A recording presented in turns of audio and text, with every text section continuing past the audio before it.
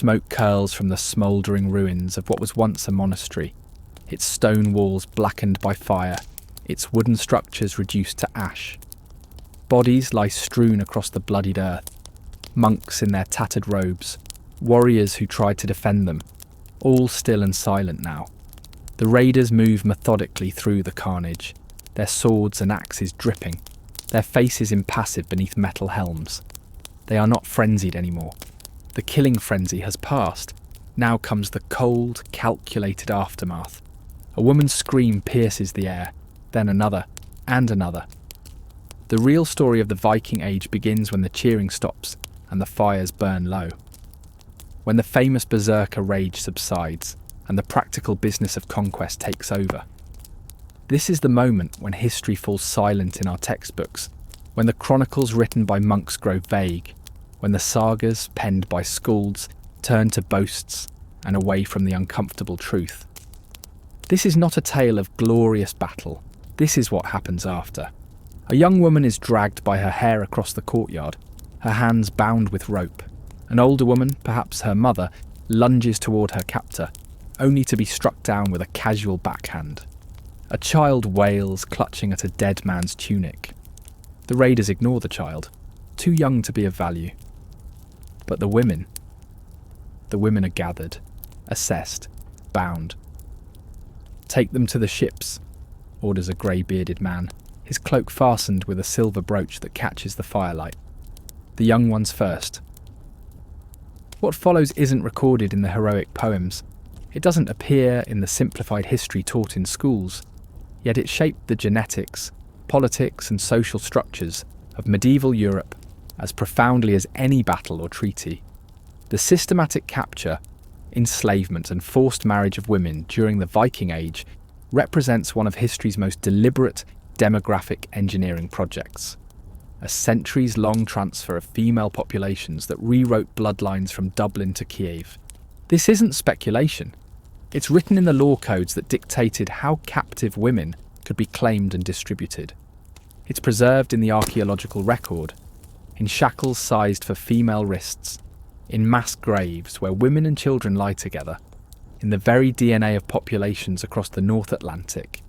It's documented in the matter-of-fact accounts of Arab travellers who visited the slave markets of the Rus, and in the desperate letters of ransom sent by Anglo-Saxon nobles trying to recover their daughters and wives. The Vikings, those seafaring Norse warriors who terrorised Europe from the late 8th to the 11th centuries, weren't just after gold and silver. Human cargo, particularly women, represented their most valuable and sustainable resource. A monastery's treasures might finance a season.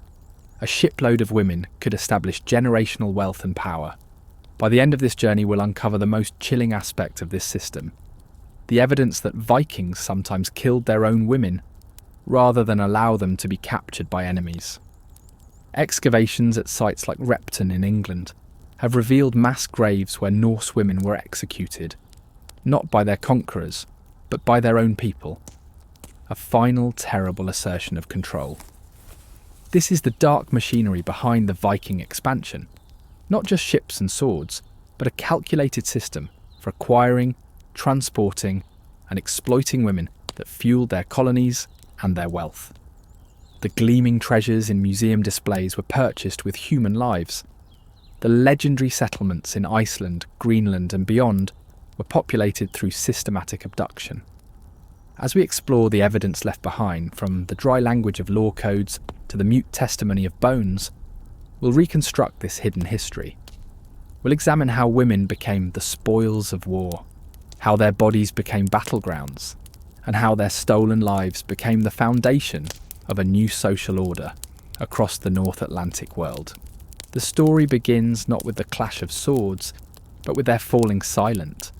Not with the battle cry, but with the aftermath. Not with conquest, but with what conquest made possible.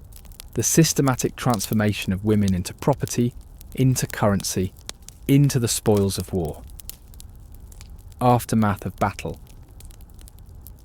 The first light of dawn reveals what darkness had mercifully hidden. The monastery of Lindisfarne lies in ruins, smoke still rising from its collapsed timber structures. The year is 793, and the world has just changed forever. This raid on England's northeastern coast marks the beginning of what historians would later call the Viking Age. But the monks who recorded it were less concerned with historical periodization than with the horror they witnessed. "Never before has such terror appeared in Britain," wrote Alcuin of York, a scholar at Charlemagne's court, upon hearing the news. "Behold, the church of St. Cuthbert, spattered with the blood of the priests of God, despoiled of all its ornaments." What Alcuin doesn't describe in detail, what most chronicles gloss over, is what happened to the survivors. Archaeological evidence fills this silence. At Lindisfarne and countless other sites across Europe, the pattern becomes clear. Adult males killed, older women and children often left behind, and young women conspicuously absent from burial sites. They weren't just killed, they were taken. By 821, when Vikings struck Étir on the Irish coast, their operations had evolved. Contemporary accounts describe the raid with chilling efficiency. The heathens carried off many women captive. No mention of gold or silver, just women. The shift from treasure to people as the primary target of Viking raids represents not a change in moral character, but a cold economic calculation. A woman of childbearing age could produce children who would become slaves, explains Dr. Judith Jesch, Professor of Viking Studies at the University of Nottingham. This made them renewable resources in a way that gold and silver were not. The economics are brutally simple. The archaeological record at Étir confirms this shift in priorities. Excavations in the 1990s revealed defensive structures hastily constructed after the initial raid, not to protect treasures, but to create safe houses for women and children. These defences show evidence of being overrun in subsequent attacks. More telling are the mass graves dating to this period, containing primarily male remains, many showing defensive wounds on hands and forearms. The women are largely missing from these burial sites. At Port Mahomet in Scotland, a Pictish monastery raided around 800 CE, archaeologists discovered evidence of intense destruction affecting multiple parts of the site. The treasury was looted, but the overall damage pattern suggests raiders systematically targeted valuable resources rather than attacking randomly. Dr. Martin Carver, who led the excavation, explains the raiders knew what mattered here. This wasn't simple chaos. They focused on wealth and captives, striking hard where it would hurt most. The economic logic becomes clear when we examine the broader pattern of Viking settlement. Initial raids gave way to more permanent presence, particularly in places like Ireland, northern England, and parts of Scotland. These weren't just military outposts. They were colonies that needed population growth to survive and thrive. The Annals of Ulster record that by 837, the Vikings had established a long fort, ship fortress, at Dublin, a base that would grow into one of the largest slave markets in Europe. Excavations at Wood Quay in Dublin revealed extensive facilities for holding captives. Buildings with unusual security features, heavy doors, small barred windows, and drainage systems designed for spaces housing many people in confined conditions. But perhaps the most haunting evidence comes from ship burials. At Skar-on-Orkney, archaeologists discovered a Viking boat burial containing 3 individuals: an elderly man, a younger man, and a woman in her 20s. The men were buried with weapons and status items. The woman, who DNA analysis indicated was not related to either man, was buried with a whalebone plaque, a tool used for flattening linen. She was a textile worker, likely captured from a Celtic community, who lived and died as part of the Norse household. Her presence tells us something important, says Dr. James Barrett of the University of Cambridge. She represents the thousands of women who were integrated into Norse society, not as equals, but as workers, concubines, and forced wives. They weren't always kept as what we would recognise as slaves. Many were absorbed into households in various capacities. The physical evidence of violence against women during and after raids is often striking. At Knip on the Isle of Lewis, excavations revealed a female skeleton buried face down in an unusual position. Some scholars suggest this might indicate captivity, or mistreatment, while others caution that unusual burial practices can arise from multiple causes, not always deliberate punishment. At Oldham in East Lothian, a mass grave contained the remains of local people killed during a raid, but with a telling demographic gap. Women between 15 and 30 were significantly underrepresented among the dead. They weren't spared out of mercy. The pattern repeats across the Viking world. At Lons Meadows in Newfoundland, the short-lived Norse settlements at the edge of the known world, archaeologists found evidence of female-associated activities, textile production, dairy processing. But the artefacts cannot confirm the women's cultural identity. Whether they were Norse or from other groups remains uncertain. Contemporary accounts from those who witnessed Viking raids firsthand describe the systematic nature of these abductions. The Anglo-Saxon Chronicle records that after the Battle of Maldon in 991, the Vikings demanded tribute that included maidens alongside gold and silver. The Irish Cogad Gaedel Rigalaib, the War of the Irish with the foreigners, describes Vikings who carried off a great host of them as captives to their ships. More telling is what happened to these captives. Ibn Fadlan, an Arab diplomat who encountered Viking traders on the Volga River in 922, described their treatment of slave women in explicit terms. Each man takes a slave girl and has sex with her, while his companions look on. Sometimes a group of them comes together to do this, each in front of the other. This wasn't just the chaos of war or the excesses of warriors far from home. It was a system, organised, deliberate, and economically rational. The aftermath of battle wasn't simply about counting the dead and dividing the loot. It was about securing human resources for a colonial enterprise that spanned continents. By the mid-9th century, the pattern had become institutionalised. The great heathen army that invaded England in 865 wasn't just a military force, it was a migration, with warriors bringing families and establishing settlements. But they needed more women than they brought with them. The Chronicles record that after taking York in 866, the Vikings settled there and divided the land. What they don't explicitly say, but what archaeology confirms, is that they also divided the women.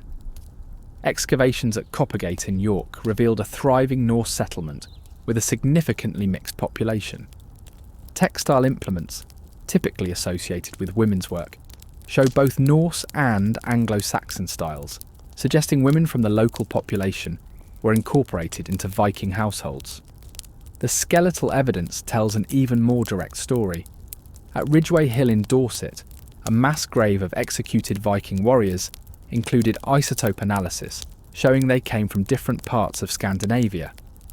But in Viking settlements, female skeletal remains often show local isotope signatures, indicating they were not immigrants but captives. The Vikings didn't just take gold that would eventually be spent, explains archaeologist Dr. Kat Jarman. They took women who would produce children, labour and stability for their settlements. It was a deliberate demographic strategy. This strategy reached its apex in Iceland, where genetic studies have revealed a striking pattern. While the male DNA is predominantly Norse, approximately 60% of the female genetic material comes from Celtic populations, specifically from areas heavily raided by Vikings. This isn't evidence of peaceful intermarriage, it's the genetic signature of systematic abduction. As the fires of battle cooled and the dead were counted, the real work of conquest began. Women were gathered, evaluated and allocated, some destined for slave markets in Dublin or Constantinople, others for Norse households as domestic slaves, concubines or forced wives. Their children would become the next generation of Vikings, carrying their mother's genes but raised in their father's culture. The aftermath of the battle wasn't the end of the story, it was just the beginning. Captive women as property. The sun rises over a thing assembly in the 10th century Iceland. Men have gathered from across the region to settle disputes, establish laws and conduct the business of their fledgling society. Among the matters being discussed is a conflict between two settlers over a woman. a captive taken during a raid on Ireland years before. Both men claim her as property. This scene, reconstructed from accounts in the Icelandic sagas, illustrates how the fate of captive women was governed not by chaos or individual whim, but by elaborate legal frameworks. The Norse world was not lawless. It was meticulously regulated by codes that specified exactly how human property could be acquired, claimed and transferred. The Gragars, Iceland's grey goose laws, and Norway's Gulathing law provide extraordinary insight into this system. These weren't just guidelines, they were comprehensive legal codes that devoted considerable attention to the status of women, particularly those brought into Norse society through capture or purchase. The law codes are brutally matter-of-fact, explains legal historian Dr. Stefan Brink. They discuss captive women in the same sections that cover livestock and land, as property to be regulated, not as people with rights. The Gulathing law, compiled in Western Norway around the 10th century, contains detailed provisions about women acquired through raid or purchase. Some passages suggest captors had limited time to assert claims over women before others could dispute ownership, though the specifics vary across manuscripts and regions. Scholars debate how uniform these customs were across the Norse world. What matters is the principle. Norse law often transformed violent seizure into formal property rights through legal ritual. Once claimed within the accepted framework, a woman passed from captive to recognised concubine, wife or thrall. The law thus provided social and economic legitimacy to what had begun as an act of war and coercion. The Gragars takes this further, specifying the exact compensation due if someone interferes with another man's female property. If a man takes a man's wife away, whether she consents or not, he shall pay the husband 3 marks. If he takes away a man's daughter or sister or mother, he shall pay the appropriate man 3 marks. Notice the language. The offence isn't against the woman, but against the man who owns her. The compensation goes not to her, but to him. The woman's consent is explicitly irrelevant. More revealing still are the inheritance laws. The Gragar specifies that children born to captive women inherited their mother's status unless their father formally freed them. If a man has a child by his concubine, frilla, that child has no right to inheritance unless the father acknowledges it and frees the mother. This created a powerful mechanism for controlling captive women. Their children's future depended entirely on their compliance and their captor's goodwill. Archaeological evidence from settlements in Dublin, York and Iceland shows that many children of mixed parentage were indeed raised as full members of Norse society, creating a pathway for captive women to secure better treatment through motherhood. The economic valuation of women is made explicit in multiple law codes. The Gulathing law assigns specific monetary values to women based on status and age. A freeborn woman is valued at 12 ounces of silver. A thrall woman is valued at 1 mark, 8 ounces, if she is young and healthy. These weren't abstract figures. They established compensation rates for killing or injuring women, set bride prices for marriages, and determined fines for sexual offences. They created, in effect, a human commodity market with standardised pricing. The sagas, those semi-historical narratives of early Norse society, provide vivid illustrations of how these laws played out in practice. In Laxdæla's saga, Melkorka, an Irish princess captured in a raid, is purchased by the Icelandic chieftain Höskuld for 1 mark of silver. Though initially intended as a concubine, she eventually gains influence through her son Olaf, who becomes a powerful figure in Iceland. Melkorka's story highlights another aspect of captive women's experience: the use of language barriers to control them. The saga relates that Melkorka pretends to be mute for years, only revealing her ability to speak when she wants her son to know his royal Irish heritage. Archaeological evidence supports this narrative element. Items like small personal tokens of Celtic origin have been found in Norse women's graves in Iceland, suggesting captives maintained some connection to their original identities despite forced assimilation. The legal status of captive women evolved over time and varied by region. In early Viking settlements, they were often kept as thralls, slaves, with few rights. As Norse society developed, particularly in places like Iceland where labour was scarce, many captive women were incorporated into households through forced marriage or concubinage, statuses that offered slightly more protection than outright slavery. The boundary between slave, concubine and wife was fluid, explains historian Dr. Johanna Katrin Friedrichsdottir.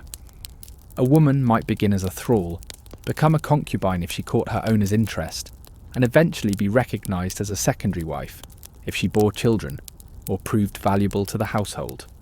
This progression is documented in the saga of Gudrid Thorbjarnardottir, who begins as a captive, becomes a concubine, and eventually gains recognition as a wife with certain legal protections. While her story is presented as a rise in status, it remains fundamentally a narrative of forced incorporation. The laws governing forced marriage were particularly elaborate. The Gulathing law states, "If a man takes a woman by force and witnesses can prove it, he shall pay full compensation to her legal guardian and make peace with the king, with 40 marks." Note that the crime isn't the forced marriage itself, but doing so without compensating her male relatives. If proper payment was made, the marriage became legal, regardless of the woman's wishes. This legal framework created a market for women as political currency. In Egil's saga, the warrior Egil raids in Courland, modern Latvia, and captures several women. Rather than keeping them, he presents them as gifts to allies in Norway, strengthening political bonds. The women's transfer is described in the same terms as the exchange of swords, silver, and other valuable goods. Archaeological evidence confirms this practice. At Scar on Orkney, the boat burial mentioned earlier included not just the local woman with her whalebone plaque, but also Baltic amber beads, suggesting she had been transported across vast distances from the Baltic region to the Scottish Isles, as part of this human exchange network. The use of captive women as diplomatic currency appears repeatedly in historical records. When the Viking leader Rollo negotiated the Treaty of St. Clair-sur-Epte in 911, establishing what would become Normandy, part of the agreement included his marriage to Gisela, daughter of the French king Charles the Simple.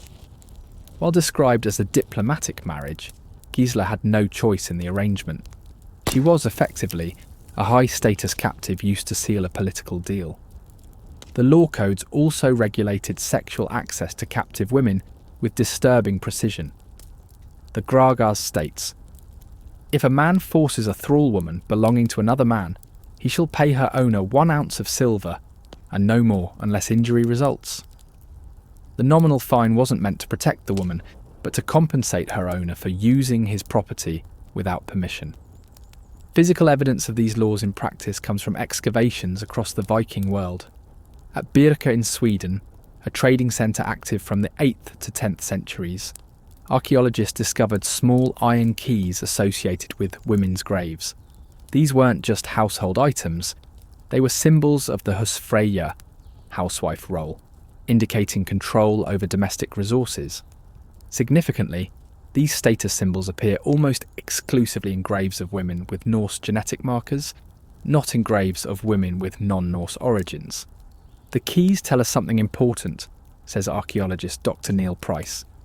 They show that household authority, the limited power available to women in Norse society, was reserved primarily for freeborn Norse women, not for those brought in through capture.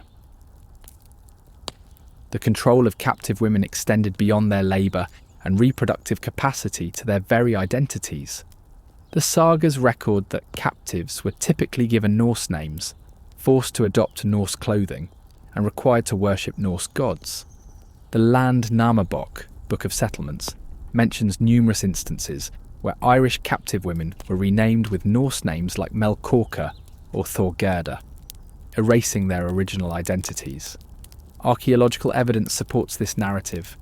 At Viking settlements in Dublin, combs, brooches, and other personal items show a transition from Celtic to Norse styles, suggesting captive women were required to adopt the appearance of their captors' culture.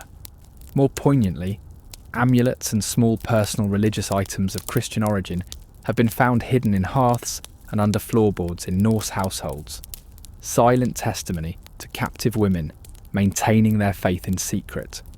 The legal status of children born to captive women created another layer of control. According to the Gulathing law, if a thrall woman bears a child to her master, the child shall be raised as a slave, unless the father chooses to free it.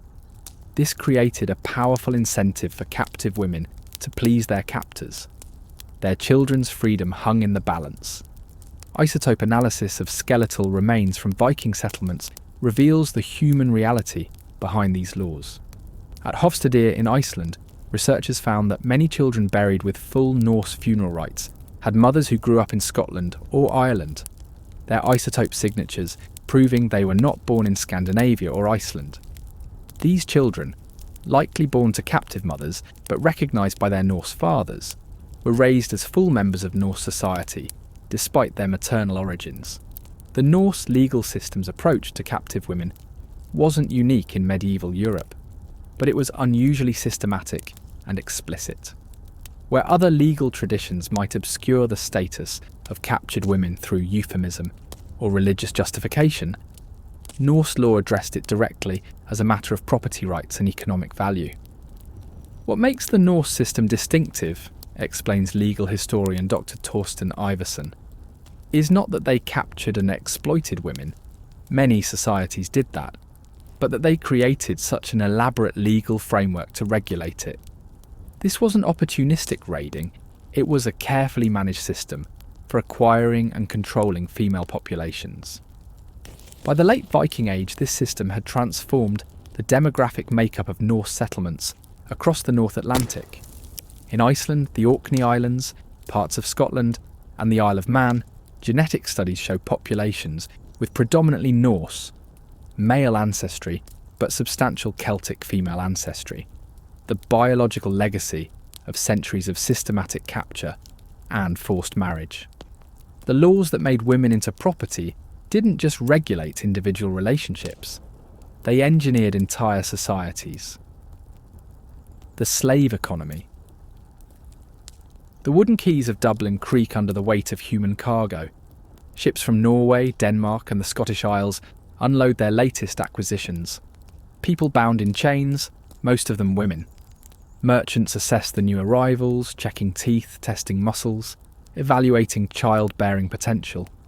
Prices are negotiated, silver changes hands, and the captives are led away to warehouses where they'll await their fate. Transportation east to the markets of Byzantium and the Abbasid Caliphate, or distribution to Norse settlements needing labourers and wives. This scene, reconstructed from archaeological evidence and contemporary accounts, played out countless times in Dublin between the 9th and 11th centuries. The Viking settlement at Dublin, established in 841, quickly grew into one of the largest slave markets in Europe, a hub in a vast network that transported captives from raids in Britain, Ireland and Francia to buyers across the known world. Dublin wasn't just a trading post, explains archaeologist Dr. Pat Wallace, who directed excavations at Wood Quay. The evidence shows it became a major hub for slave traffic during the Viking Age. Excavations revealed buildings with heavy doors, narrow windows and secure interiors, suggesting they held people as well as goods. Drainage systems and crowded living conditions point to captivity on a significant scale, though whether all facilities were designed solely for slaves remains debated among archaeologists. More telling still are the shackles, chains and restraints found throughout the settlement, many sized specifically for female wrists and ankles. The volume of restraint equipment we found suggests this wasn't occasional activity, Wallace notes. It was Dublin's primary business. The scale of this human trafficking operation was enormous. Contemporary accounts suggest that by the 10th century, Dublin was processing thousands of captives annually.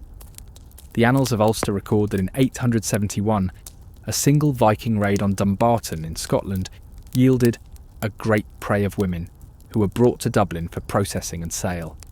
Archaeological evidence confirms these written accounts. At Kilmainham Island Bridge, a Viking cemetery near Dublin, excavations revealed over 40 warrior graves equipped with weapons and tools of their trade, including slave shackles and specialised knives for marking human property. These weren't just raiders, they were professionals in a sophisticated slave economy. The economics of this trade were carefully calculated. Rune-inscribed trade records found at Björka in Sweden and similar trading centres document the standardised pricing of human captives.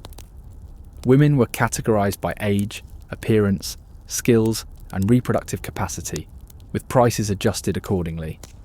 A young woman of childbearing age might fetch twice the price of an older woman with specialised skills like weaving or medicine.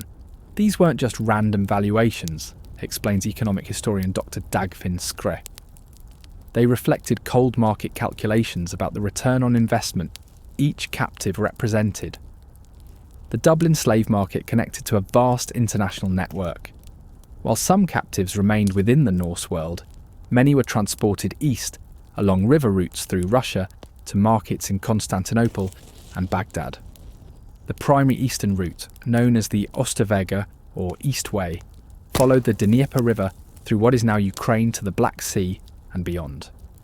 Archaeological evidence of this route includes ship manifests inscribed on wooden tally sticks found at Staraya Ladoga in Russia.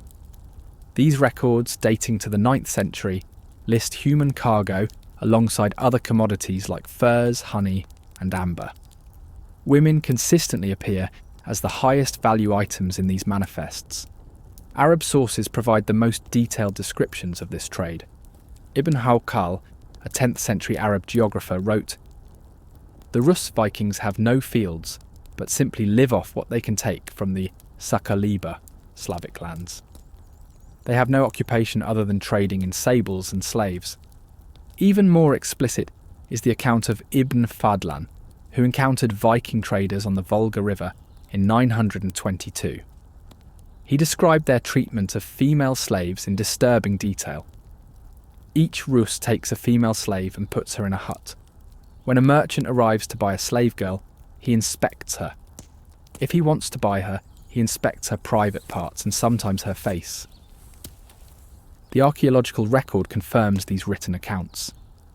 At Gnezdovo, a Viking trading post on the Dnieper route, excavations revealed holding pens for captives and specialised equipment for restraining and transporting humans. Similar facilities have been found at Viking trading centres throughout Eastern Europe, from Staraya Ladoga in Russia to Hedeby in Denmark. The economic importance of the slave trade to Viking society cannot be overstated. Analysis of silver hoards found throughout Scandinavia shows that much of the wealth that fueled the Viking Age came from the sale of human captives. The distinctive Islamic dirhams that dominate many Viking treasure hoards, like the Cuerdale hoard in England with over 7,000 silver coins, came primarily from the Eastern slave trade. Slavery wasn't just one aspect of the Viking economy, explains economic historian Dr. Ben Raffield. For many communities, it was the primary source of wealth. The magnificent silver hoards we find in Scandinavia were largely paid for with human lives. Dublin's role as a slave processing centre is confirmed by physical evidence of the captives themselves.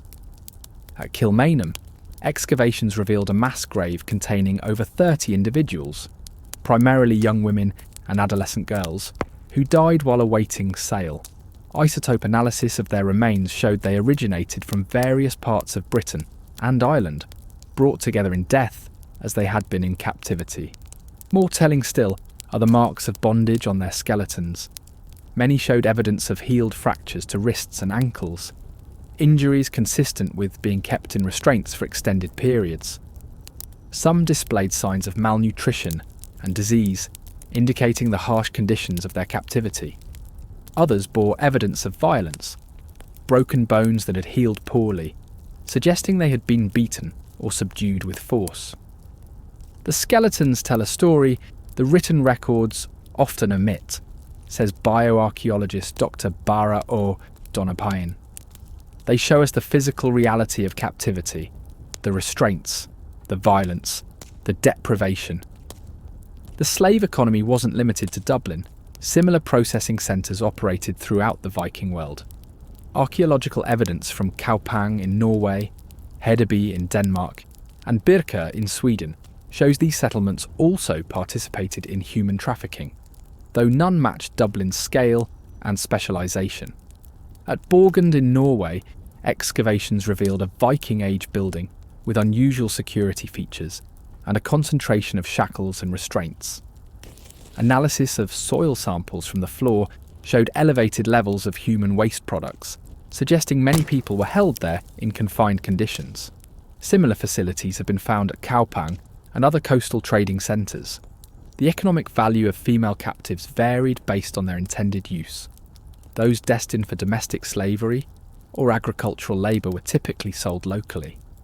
Those with specialised skills like textile production commanded higher prices and might be transported to Norse settlements needing such expertise. The most valuable, young women selected for the eastern markets, could fetch prices equivalent to several kilograms of silver. This valuation system is documented in trading records from Novgorod, where birchbark documents from the Viking Age list prices for different categories of slaves. A young woman described as suitable for the Baghdad market was valued at 40 silver grivnas, roughly 8 times the price of a male agricultural labourer. The logistics of transporting human cargo presented challenges that shaped Viking ship design. The Kaavi, a medium-sized longship, was modified with additional below-deck space, specifically for transporting captives.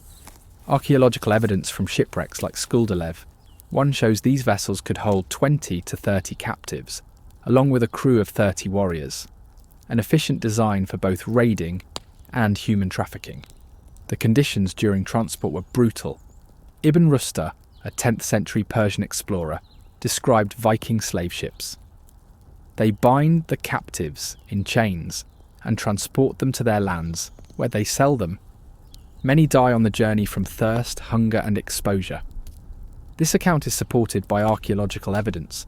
The Gokstad ship burial in Norway included the remains of human captives sacrificed to accompany their master in death.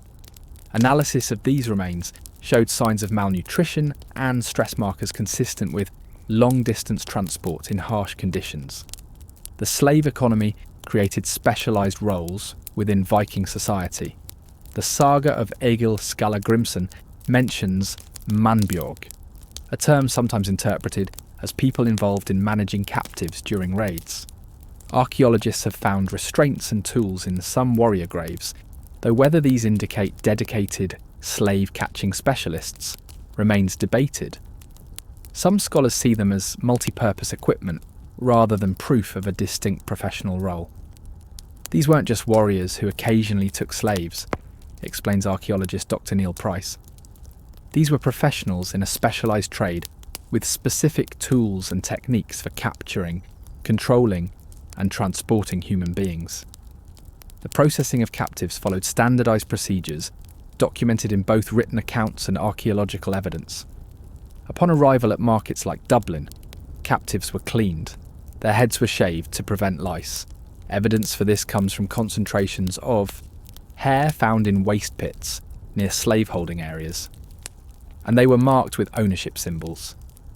Some Viking Age burials show possible evidence of tattooing or scarification, including a female skeleton at Frøyel on Gotland with marks on the forehead. While some link this to descriptions in Arab accounts, others caution that its exact purpose or meaning remains uncertain. The economic impact of the slave trade extended beyond direct sales. In Norse settlements across the North Atlantic, captive women provided essential labour for textile production, one of the Vikings' most important exports. Archaeological evidence from sites like Lance aux Meadows in Newfoundland includes large concentrations of spindle, whorls and loom weights, indicating intensive textile production by captive women. The wool trade depended on female slave labour, explains textile archaeologist Dr. Penelope Walton Rogers. Without captive women to process wool and weave cloth, the Vikings couldn't have produced the high-quality textiles that were so important to their economy. This economic reality created a self-reinforcing cycle.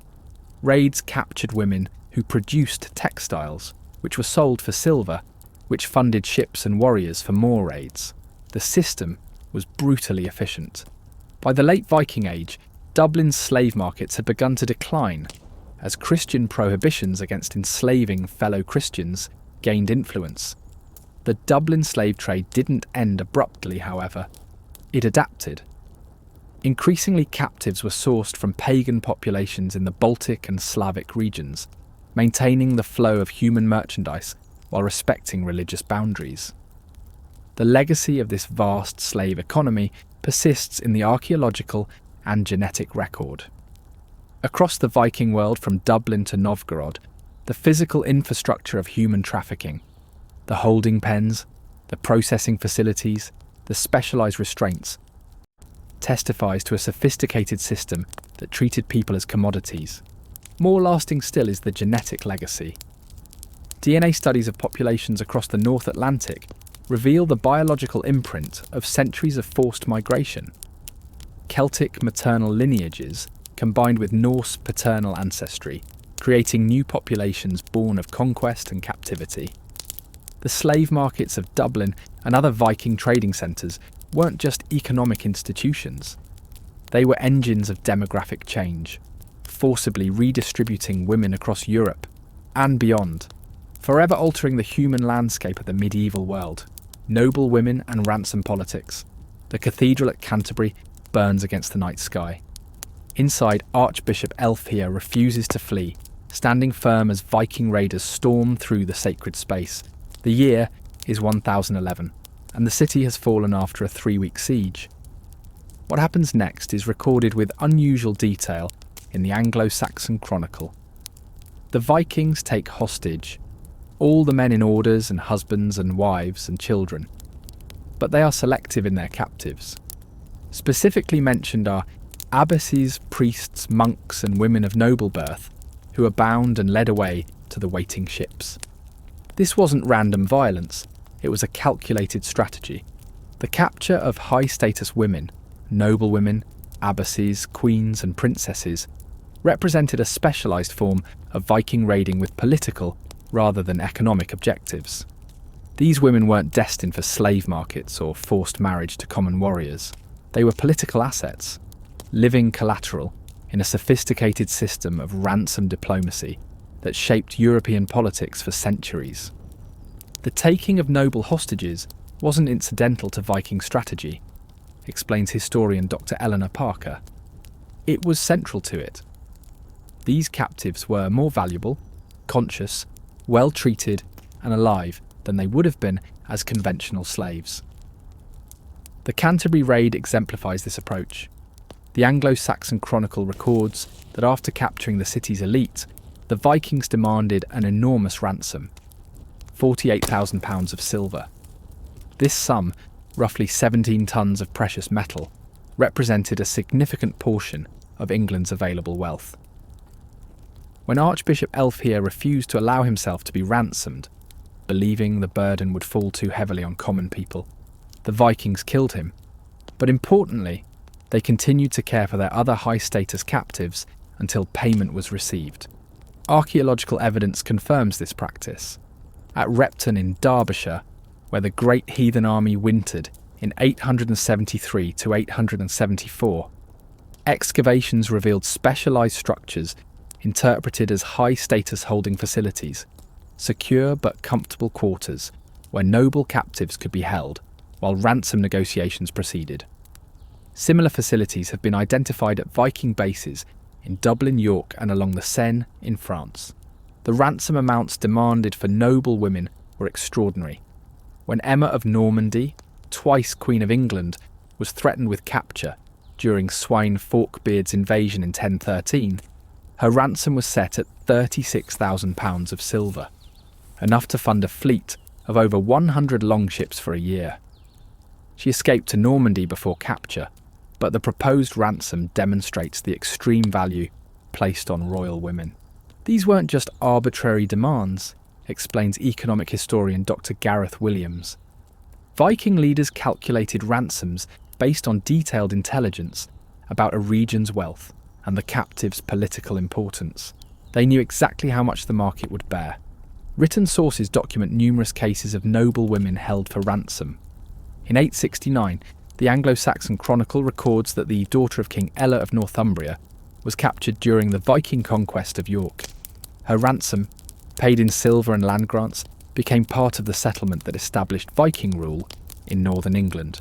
Later medieval traditions claimed that in 858, Vikings captured Ermentriuda, wife of a Frankish nobleman, demanding £3,000 of silver for her release.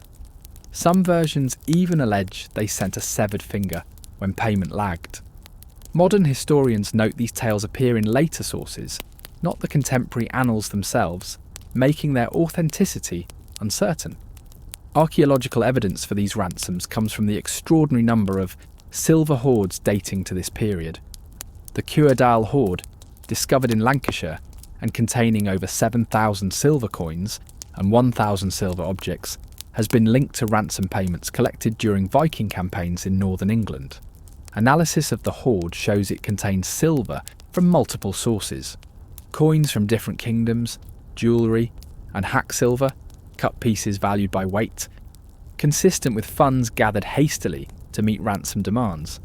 Some runic inscriptions from Bergen in Norway have been interpreted as possible ransom or hostage messages, though their exact meanings remain debated. Short texts mentioning silver, kinship terms, and demands exist, but no surviving inscription provides a full narrative ransom note. Similar messages have been found at Viking sites in Dublin and York, indicating a standardised approach to ransom negotiations. Noble women weren't just valuable for the silver they could command, they also served as political pawns in forced marriage alliances that reshaped the power dynamics of medieval Europe.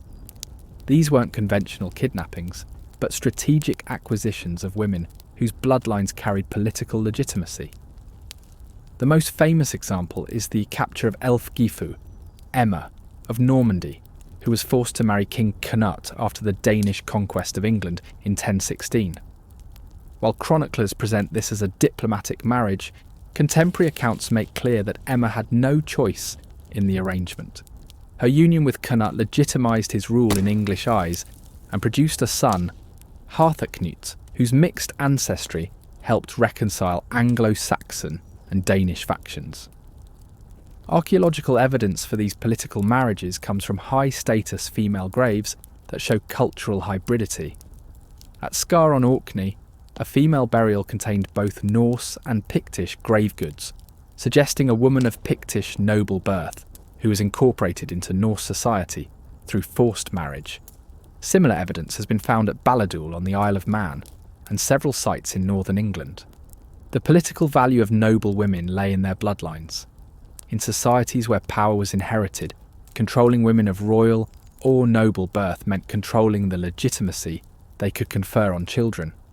This made them particularly valuable targets during periods of political transition. When the Vikings captured a noblewoman, they weren't just taking an individual, explains historian Dr. Judith Jesch. They were capturing a living vessel of political legitimacy, someone whose womb could produce heirs with claims to power.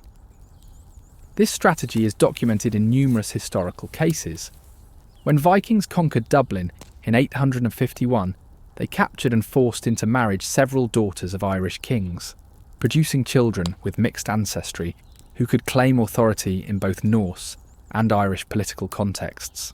Archaeological evidence for these unions comes from grave goods showing cultural hybridity. Norse weapons buried alongside Celtic jewellery, indicating individuals with connections to both worlds. The use of noble women as political pawns extended beyond marriage. They also served as hostages, guaranteeing peace treaties and political agreements. The Treaty of Wedmore in 878, which established the Danelaw in England, was secured partly by the exchange of high-status hostages, including female relatives of both King Alfred and the Viking leader Guthrum. Evidence for these political hostages appears in both historical records and archaeological findings. The Anglo-Saxon Chronicle mentions noble maidens given as surety in numerous peace agreements between English kingdoms and Viking forces. Archaeological support comes from female burials, with mixed cultural markers found near boundaries between Anglo-Saxon and Viking territories, interpreted as the graves of women who lived as political hostages in foreign courts. The treatment of noble captives differed significantly from that of common women taken in raids. While ordinary captives faced slavery or forced marriage to common warriors, noble women were handled with calculated care. Their value lay in their political utility, which required keeping them physically unharmed and socially recognisable. A noblewoman's value was in her identity, explains historian Dr. Alice Rio. If she was to serve as an effective political token, her status had to be maintained, even in captivity.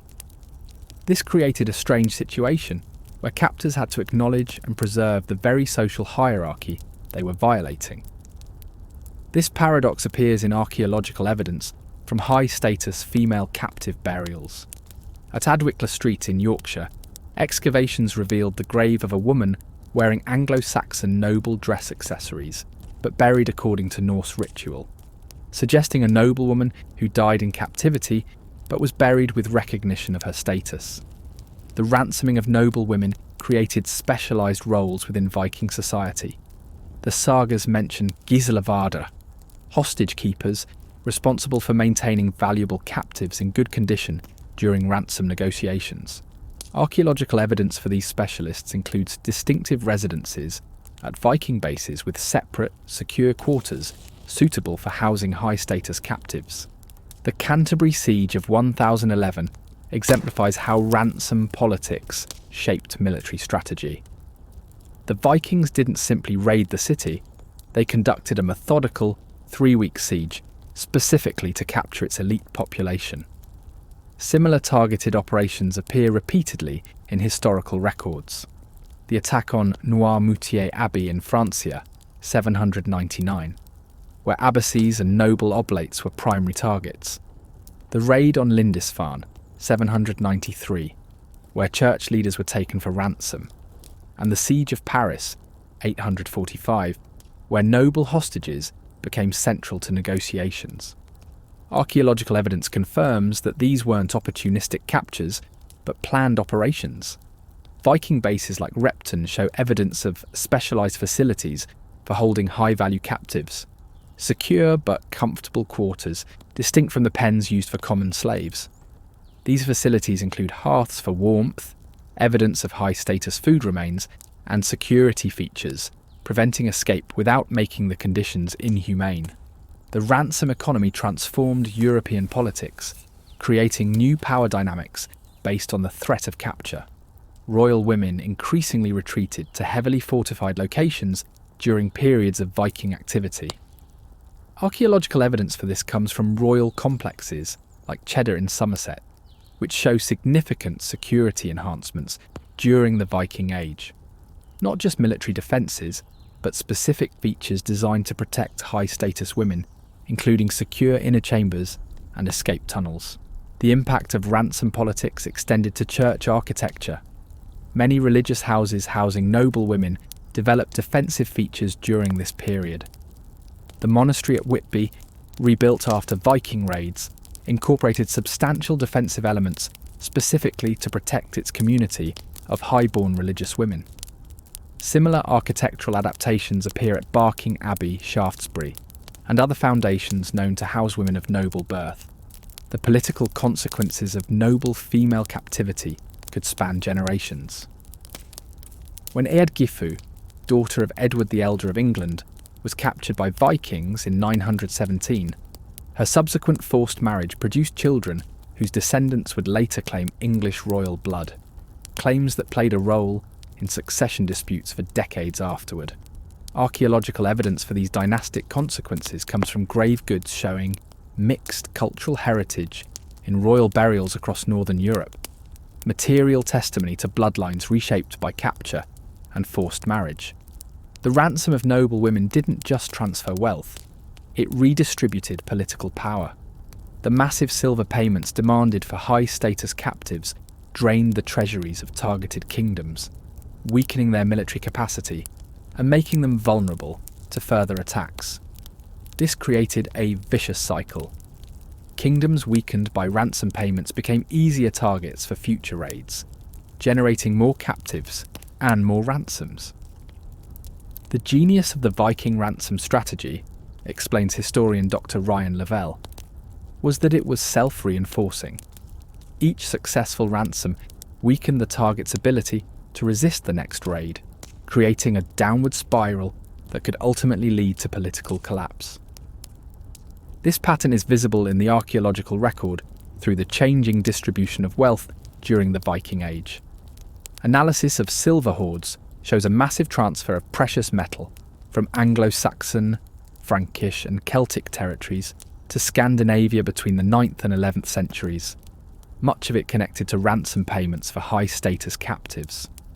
By the late Viking Age, the ransom of noble women had become so integrated into European politics that it was regulated by formal agreements. The Treaty of Saint-Clair-sur-Epte, 911, which established what would become Normandy, included specific provisions about the treatment and ransom of noble captives, including rates of payment based on status and guarantees of physical safety during captivity. The Canterbury Siege of 1011 marks both the apex and the beginning of the decline of Viking ransom politics. The enormous payment demanded, £48,000 of silver, was so devastating to Anglo-Saxon England that it contributed to the ultimate Danish conquest under Knut. With political control established, the Vikings no longer needed ransom diplomacy, they could rule directly. The legacy of this system persists in the genetic and cultural heritage of European nobility. DNA studies of aristocratic lineages across Northern Europe reveal the biological impact of forced marriages between Norse conquerors and captured noblewomen, creating new dynasties with mixed ancestry that would shape European history for centuries to come. The noblewomen captured at Canterbury and countless other sites weren't just victims of violence, they were living currency in a sophisticated system of power politics that transformed the map of medieval Europe. Resistance, rituals and executions. The flames rise higher at Coldingham Monastery on the Scottish coast. Inside, Abbess Ebba stands before her assembled nuns, a knife in her hand. The year is 870, and Viking ships have been spotted approaching the shore. What happens next is recorded by the medieval chronicler Matthew Paris. The abbess raises the knife to her own face and cuts off her nose and upper lip. One by one, the other nuns follow her example, mutilating themselves in a desperate act of defiance. When the Vikings break through the monastery gates, they find the women disfigured and bleeding. Disgusted by what they see, captives who have deliberately destroyed their value, the raiders burn the monastery with the women inside. This account, long treated as pious legend, drew new attention in the 1920s when archaeologists excavating Coldingham uncovered a destruction layer dated to around 870, containing burned remains of several women. Later studies confirmed the fire, but found no definitive evidence of facial mutilation. Some scholars argue the Chronicle story explains the archaeological layer, while others caution that the tale may have been symbolic rather than literal, with the burning and the self-mutilation described in text not necessarily representing the same event. The physical evidence supports the written account, explains archaeologist Dr. Sarah Groves, who studied the remains. These women appear to have deliberately disfigured themselves months before they died in the burning of the monastery. The Coldingham nuns represent the most extreme example of a phenomenon rarely discussed in Viking studies: active resistance by female captives. While historical narratives often portray women as passive victims, archaeological evidence reveals a more complex reality. Women who fought back through various means, from self-mutilation to escape attempts, poisoning of captors, and maintenance of forbidden religious practices. Evidence for this resistance appears across the Viking world. At Skar on Orkney, excavations revealed a female skeleton with an unusual pattern of healed fractures to the hands and feet. Analysis suggests these injuries resulted from repeated escape attempts. The woman had apparently tried to flee so often that her captors broke her feet to prevent further attempts. Despite this, isotope analysis of her teeth and bones shows she continued to resist in other ways, maintaining a diet distinct from the Norse community, refusing to fully assimilate even when physical resistance became impossible. More dramatic evidence comes from Dublin, where excavations at Woodkey uncovered mass graves dating to the 9th and 10th centuries, containing the remains of women and men who died violently. Some scholars have speculated about possible punishment killings based on saga references to disobedient thralls, but the archaeological record itself shows only mass fatalities and trauma, without proving the exact methods or circumstances of death in these specific burials. The soil layers tell a horrific story, explains forensic archaeologist Dr. Barra O'Donoghue. These women were placed in pits while still alive, with soil gradually added over days or weeks. The disturbed soil patterns around their hands and feet show they were still struggling as the earth covered them. This archaeological evidence aligns with accounts in the Irish annals, which mention Viking captors executing women who refused to submit to their, will dash a euphemism for sexual and cultural resistance. The Annals of Ulster record that in 873, a group of captured Irish women were executed for refusing to reveal the location of church treasures, their bodies cast into a pit, a Dublin fortress. Religious resistance was particularly common among captured Christian women. Archaeological evidence for this comes from hidden Christian artefacts found at Viking settlements, small crosses, prayer beads, and religious medallions concealed in hearths, under floorboards, and inside wall cavities. At Jorvik, Viking York, excavations revealed a small lead cross hidden inside a loom weight, suggesting a captive woman maintaining her faith in secret, while engaged in textile work for her Norse captors. The sagas contain numerous references to captive women practicing forbidden religions. In Laxdæla saga, Melkorka, an Irish princess taken as a slave, secretly baptizes her son despite living in a pagan household. Archaeological support for such accounts comes from child burials at Viking settlements, showing mixed religious practices. Bodies oriented in Christian fashion, but accompanied by pagan grave goods, suggesting mothers maintaining their religious traditions despite Norse control. Beyond individual resistance, evidence suggests organised escape networks operated throughout the Viking world. The Life of St. Findan, written in the 9th century, describes how the Irish saint escaped Viking captivity with the help of a network of former captives living within Norse settlements. Archaeological evidence for such networks comes from clusters of Celtic artefacts found along escape routes from Viking territories, items like personal jewellery and religious tokens that escapees carried with them. These weren't just random escapes, explains historian Dr. Claire Downham. The pattern of findings suggests organised routes with safe houses and guides, an underground railroad for Viking-era captives. Not all resistance was successful. The archaeological record contains evidence of brutal reprisals across the Viking world.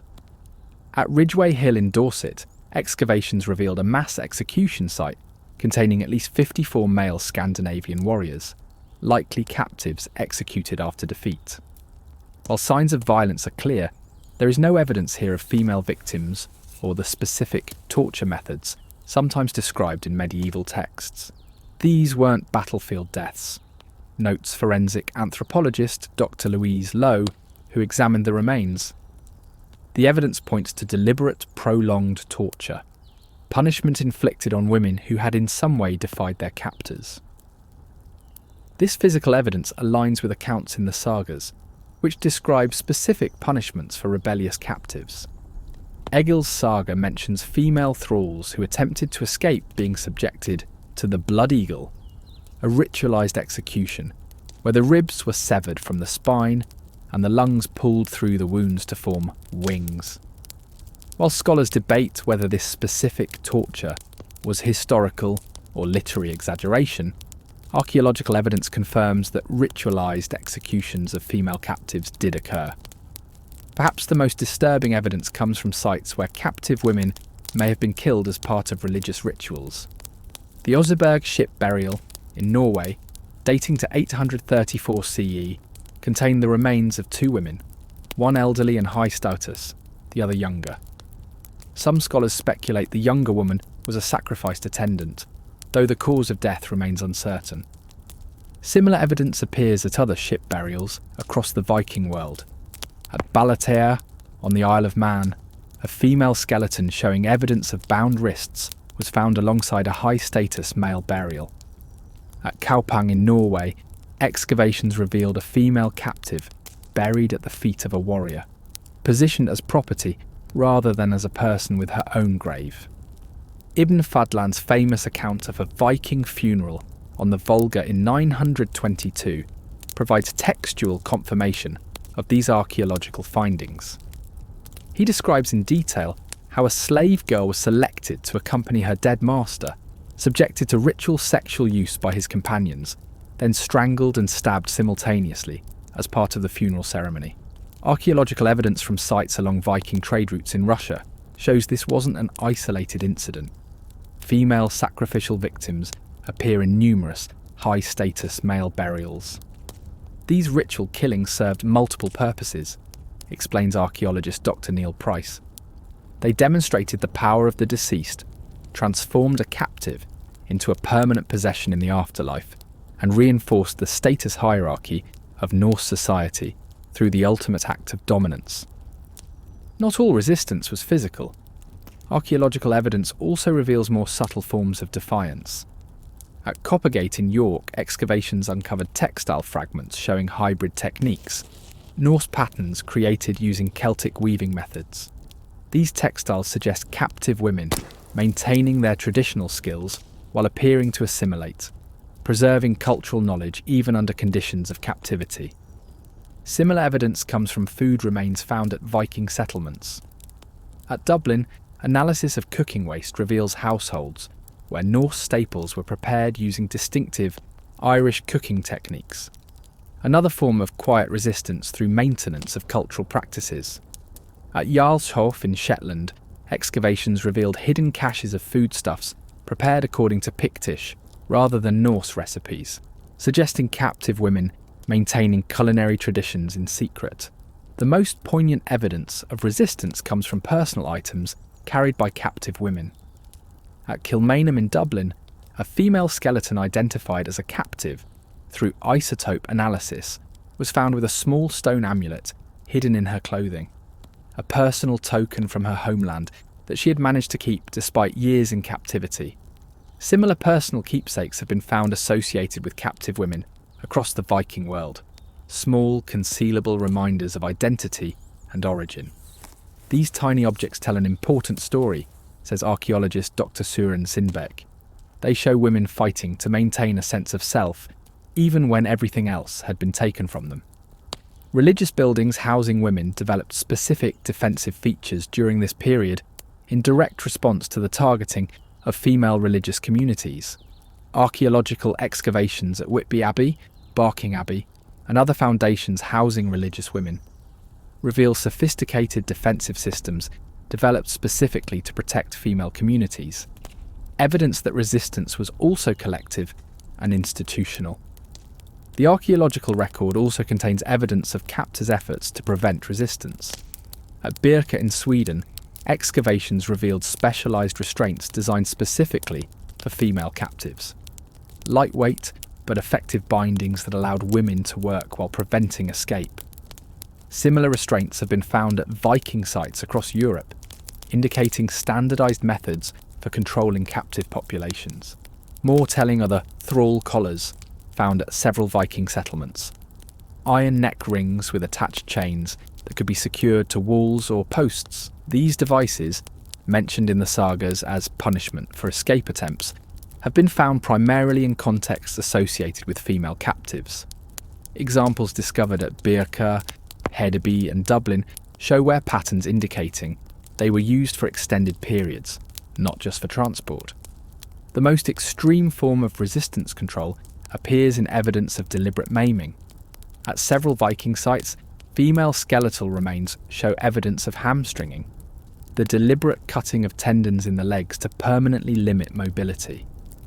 This practice, mentioned in the sagas as punishment for repeated escape attempts, left archaeological evidence in the form of distinctive cut marks on leg bones and abnormal bone growth, indicating survivors lived for years afterward with limited mobility.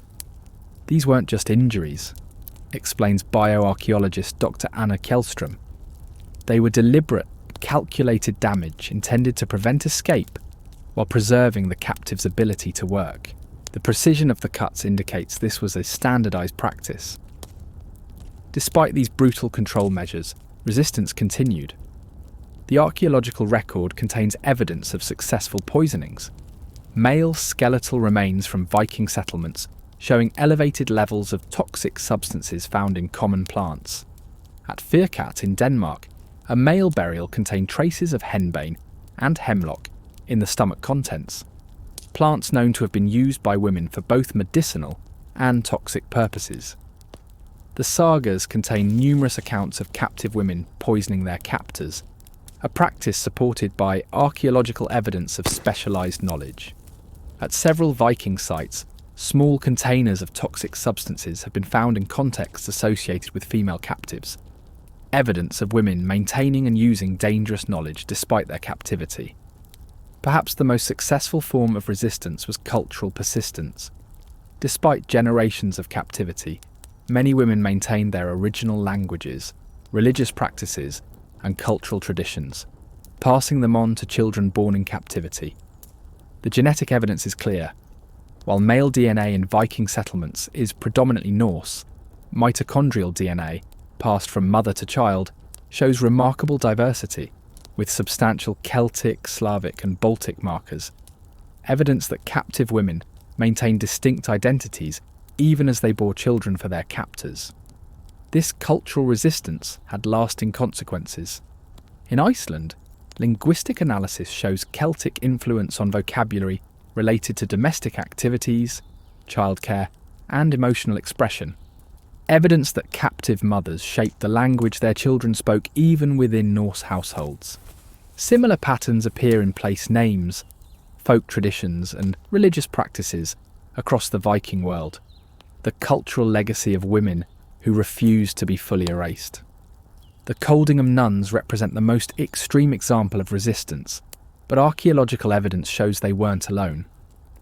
Across the Viking world, captive women fought to maintain their humanity, their cultural identity, and their religious beliefs, sometimes through dramatic acts of defiance, sometimes through quiet, persistent resistance that left its mark on the archaeological record and on the cultures that emerged from the Viking Age. Their resistance wasn't just personal, it shaped the very societies that sought to subjugate them. The genetic and archaeological legacy. A laboratory in Reykjavik, Iceland. A geneticist carefully extracts DNA from ancient bone samples, preparing them for sequencing. The results appear on a computer screen, a genetic map of Iceland's founding population. What it reveals is extraordinary.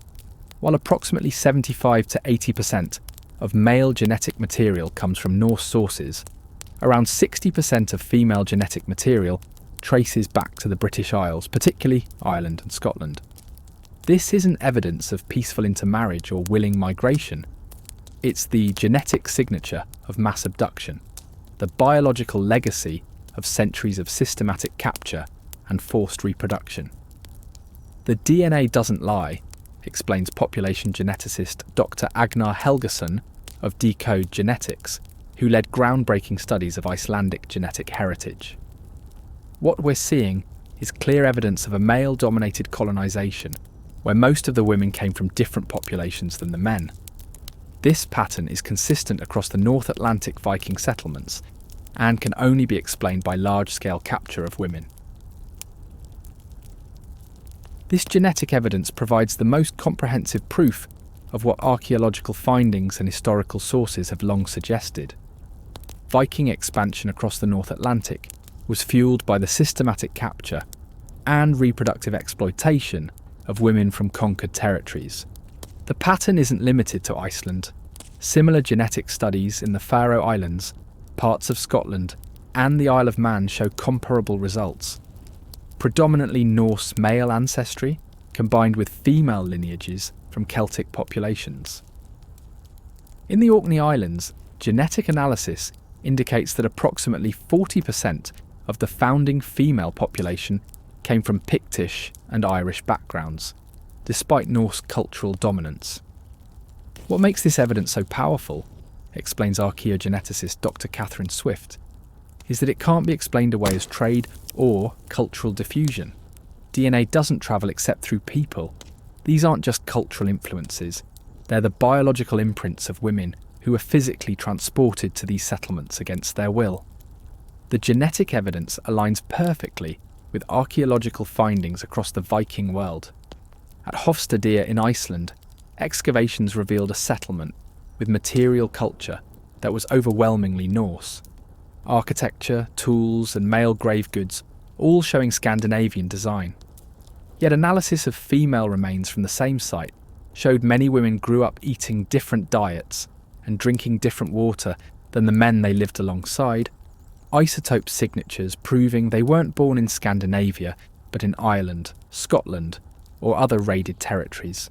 More disturbing still is the archaeological evidence of captivity at Viking settlements, including secure buildings at sites like Coppergate in York.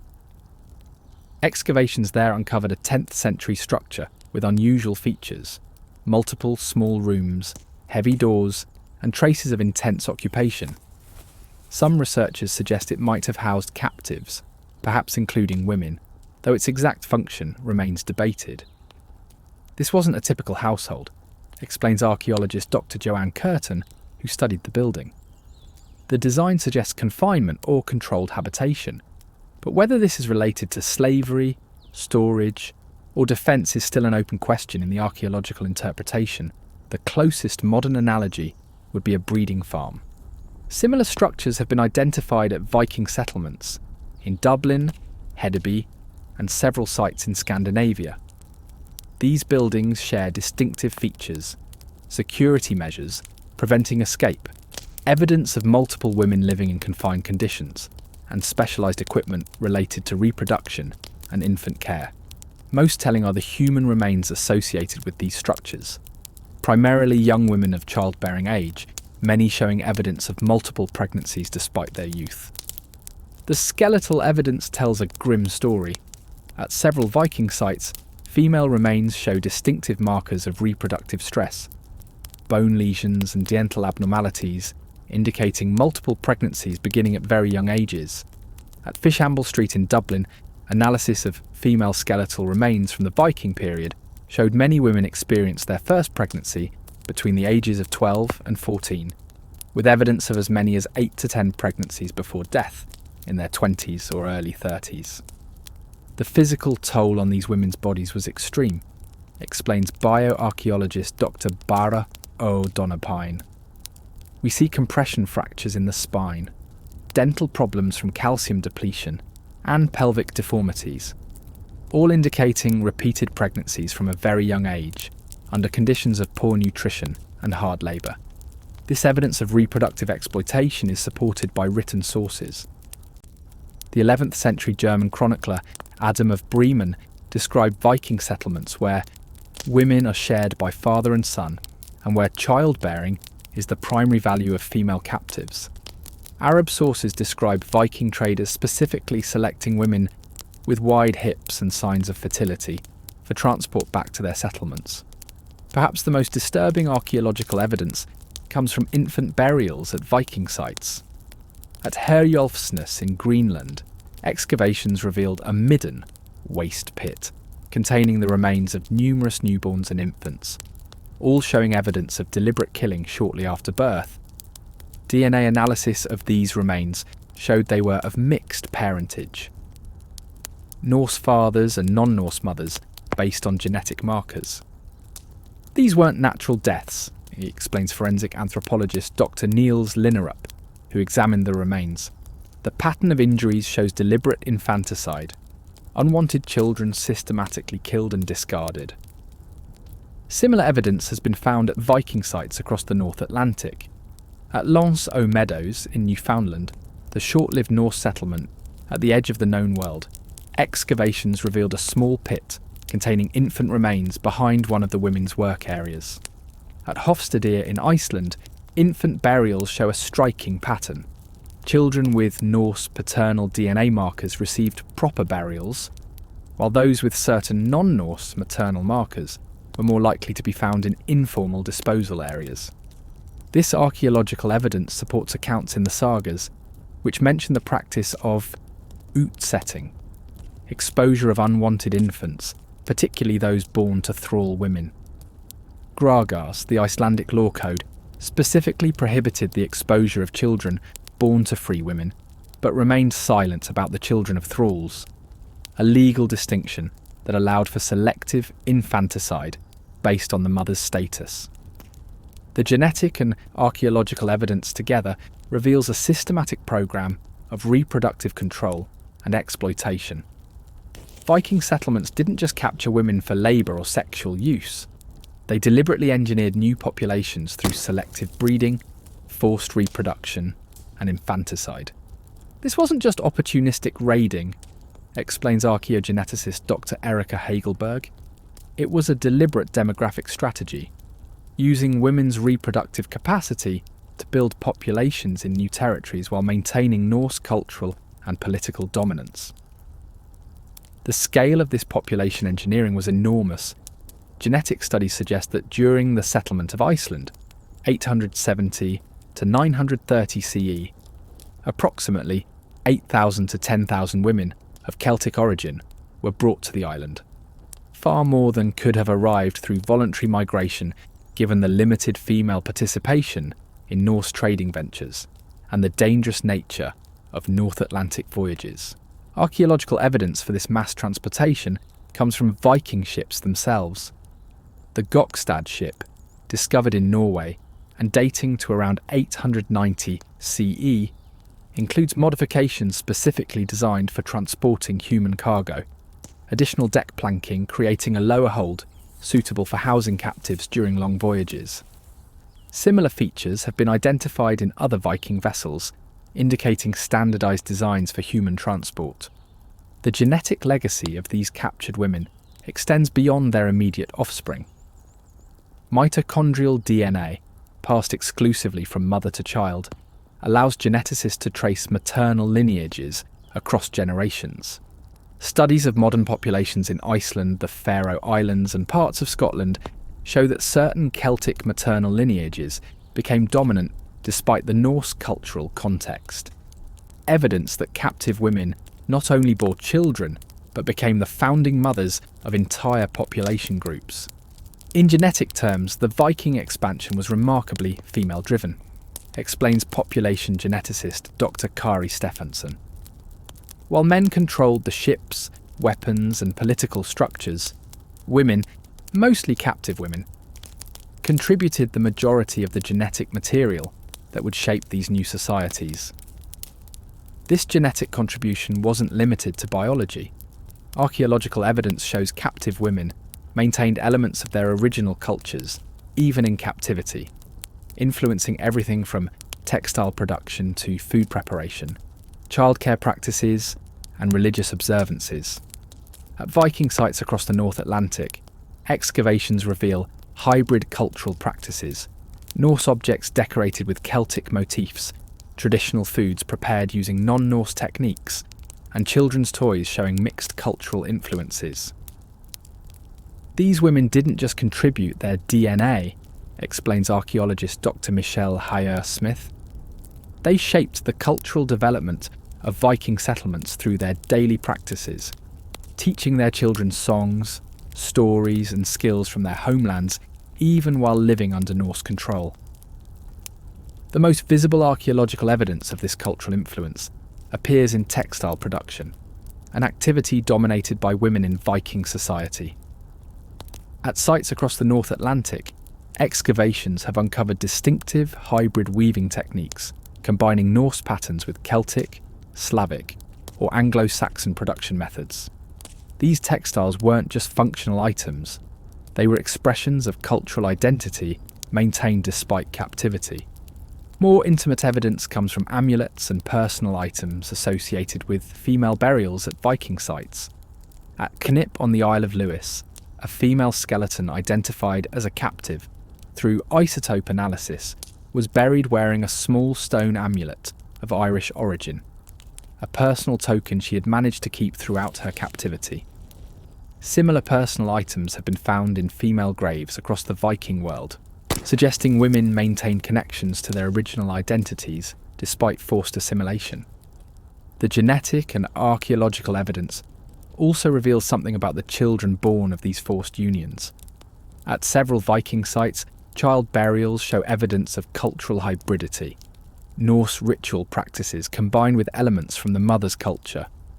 At Hofstadr in Iceland, some child burials included both Norse amulets and small Celtic tokens, suggesting mothers passed elements of their cultural identity to their children despite the Norse-dominated context.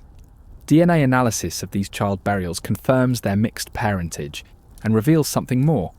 In many cases, children with certain maternal genetic markers receive different burial treatment than those with purely Norse ancestry. At some sites, children with Celtic maternal DNA were more likely to receive elaborate grave goods, perhaps evidence of mothers ensuring their children receive proper burial according to their own traditions. The genetic legacy of captive women wasn't limited to the Viking Age. Their DNA continues in modern populations across the North Atlantic world, creating distinctive genetic signatures that persist more than 1,000 years later.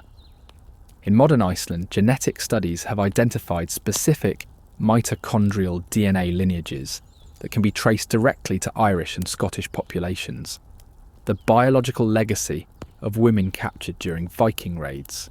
When we map these genetic signatures, explains Dr. Helgeson, we can actually trace the roots of Viking raiding and settlement. The distribution of certain maternal lineages follows the historical pattern of Viking activity, a genetic map of centuries of capture and forced migration. This genetic evidence is supported by linguistic research. In Iceland, certain words related to domestic activities, childcare, and emotional expression show Celtic rather than Norse origins, evidence that captive mothers shaped the language their children spoke. Similar linguistic influences appear in dialects across the Viking world, from the Faroe Islands to parts of Scotland and Ireland, where Norse settlements were established. The archaeological record also contains evidence of the facilities used to process and distribute captive women. At Berka in Sweden, excavations revealed a structure interpreted as a selection house, a facility where captive women were evaluated and sorted based on age, appearance and skills before being transported to their final destinations. Similar structures have been identified at major Viking trading centres like Hedeby, Kaupang and Dublin. These processing facilities included specialised equipment for assessing, marking and preparing captive women. At Dublin, excavations uncovered tools for measuring physical characteristics, implements for cutting hair and marking skin, and standardised restraints sized specifically for female captives. These weren't just random items, they were the tools of a systematic operation for processing human merchandise. The genetic and archaeological evidence together reveals the enormous scale of this forced migration. Conservative estimates suggest that between the late 8th and mid-11th centuries, Vikings transported at least 40,000 to 50,000 women from Celtic, Anglo-Saxon, Slavic and Baltic territories to settlements across the North Atlantic and along Eastern European river routes. This represents one of history's largest forced transfers of female population, a demographic engineering project that permanently altered the genetic landscape of Northern Europe. When we look at the genetic evidence alongside the archaeology, explains Dr. Swift, we're seeing something that can only be described as systematic reproductive colonisation. Viking expansion wasn't just about conquering territory, it was about capturing the means of reproduction to create new populations under Norse control. This strategy proved remarkably effective. Within a few generations, settlements like Iceland, initially populated largely by captive women, developed stable populations with distinctive genetic signatures, combining Norse paternal lineages with diverse maternal ancestry. The children and grandchildren of captives became fully integrated into Norse society, though their DNA preserved the evidence of their mother's origins. The genetic and archaeological legacy of these captive women represents one of history's most successful population engineering projects, a deliberate program of reproductive colonization that created entirely new societies through the systematic exploitation of women's bodies. Their DNA lives on in populations across the North Atlantic world, silent testimony to lives stolen and repurposed to serve the ambitions of their captors. The final twist, when Vikings faced defeat. The church at Repton, Derbyshire, stood silent in the winter of 873. Outside, the great heathen army has established its winter camp, transforming the peaceful Christian site into a fortified base. But something has gone wrong. The campaign season has ended with unexpected defeats. Rumours spread that Wessex is gathering a massive force to attack the camp. As the situation grows desperate, a terrible decision is made. In 1980, archaeologists excavating at Repton made a remarkable discovery. In a charnel deposit containing at least 264 individuals, they found the remains of men, women and children within what appeared to be a Viking winter camp. The presence of several women among the dead raised questions. Were they camp followers, local captives, or settlers? Some showed signs of violent death, but whether these resulted from battle, disease, or later disturbance remains debated. The evidence is complex, explains archaeologist Dr. Martin Biddle, who led the Repton excavations. We can't yet say exactly how or why all these individuals died. This discovery revealed the final, darkest twist in the Viking treatment of women. When facing defeat, Viking warriors sometimes executed their own women rather than risk their capture by enemies. The Repton evidence isn't isolated. Similar findings have emerged from other sites where Viking forces faced military reverses. At Ridgeway Hill, in Dorset, a mass grave dating to around 970 to 1025 CE contained the remains of approximately 54 individuals, all male, likely Scandinavian warriors executed after capture. Analysis suggests they were killed by Anglo-Saxon forces following defeat, rather than in battle itself. No evidence indicates women were present among the dead at this site. Most telling is the manner of these deaths. At both Repton and Ridgeway Hill, the female victims show evidence of specific execution methods different from battlefield killing. Many were strangled rather than wounded with weapons, suggesting ritual killing rather than combat death. Others show evidence of poisoning, toxic substances in the stomach contents, or residues on teeth indicating they consumed deadly compounds shortly before death. These weren't chaotic killings, explains forensic anthropologist Dr. Louise Lowe, who examined the Ridgeway Hill remains. They were methodical, almost ceremonial executions carried out with specific methods. The evidence suggests these women died by choice or command, not in battle. Some later legends speak of women choosing death over capture during Viking defeats, though physical evidence is lacking. At Birka in Sweden, runic inscriptions appear on many artefacts, but no verified find shows a message like "better this way" carved onto human remains. The skull shows evidence of a swift, clean death by a single sword stroke, an execution carried out with precision rather than battle violence. The inscription tells us something crucial, explains runologist Dr. Henrik Williams. This wasn't just pragmatic killing to prevent capture.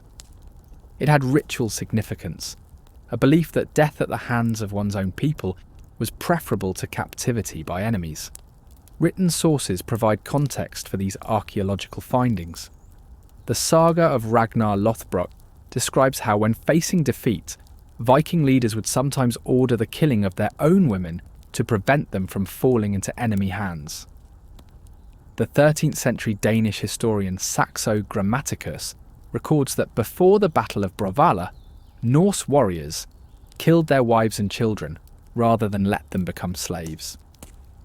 While these later literary sources might contain exaggeration, the archaeological evidence confirms their core truth. Vikings sometimes chose to kill their own women rather than risk their capture. This practice reveals a profound hypocrisy at the heart of Viking attitudes toward women. The same warriors who systematically captured and exploited women from other cultures considered the capture of their own women so unacceptable that death was preferable. This wasn't compassion, it was a final, extreme assertion of control and ownership. The killing of their own women wasn't mercy, explains historian Dr. Judith Jesch. It was the ultimate expression of the property relationship. If they couldn't keep possession of these women, they would ensure no one else could either. Archaeological evidence reveals that this practice wasn't limited to battlefield situations.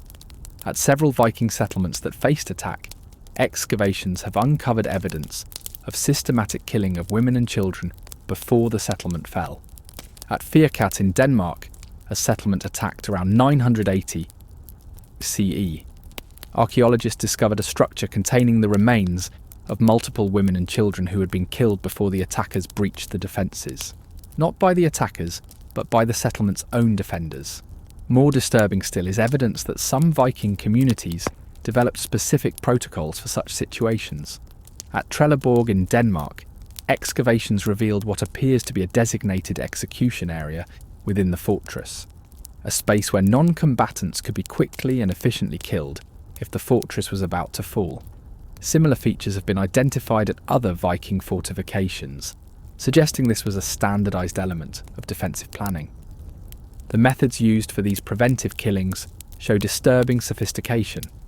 At several sites, archaeological evidence indicates the use of toxic substances to facilitate mass killing. At Repton, analysis of female remains showed elevated levels of mercury and certain plant toxins in bone and hair samples, evidence they had been deliberately poisoned before the final battle. This finding aligns with references in Norse literature to death potions prepared by women for use in desperate situations. The saga of Egil Skallagrimsson mentions a mixture called the final drink, prepared from toxic herbs and kept ready in case of defeat. Archaeological evidence for such preparations comes from small containers found at several Viking sites containing residues of toxic plants like henbane, hemlock and foxglove. These weren't medicinal preparations, explains archaeobotanist Dr. Marike van der Veen, who analysed the residues. The concentrations were far too high for therapeutic use. These were lethal doses, prepared and stored for emergency use. Even more chilling is evidence that some captive women were killed specifically to prevent them from testifying about their experiences. At Dublin, excavations revealed a mass grave containing female remains showing evidence of mercury poisoning, a substance known to cause neurological damage before death.